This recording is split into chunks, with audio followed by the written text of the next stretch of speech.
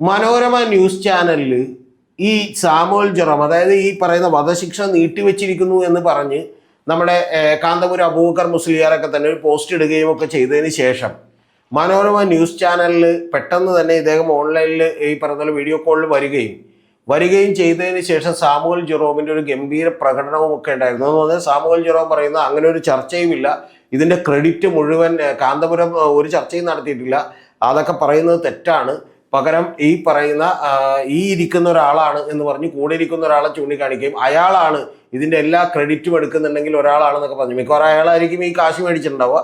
ഇവർ രണ്ടുപേരും കൂടി ഇനി പുട്ടടിച്ചു ഇല്ലേ എന്നൊക്കെ ഉള്ളത് നമുക്കറിയില്ല. എന്താണെങ്കിലും ഇപ്പം അത് യമനിൽ പോയി ഇനി സ്ഥിരീകരിക്കലോ തെളിവുണ്ടാക്കലോ ഒന്നും നടക്കുന്ന കാര്യമല്ല.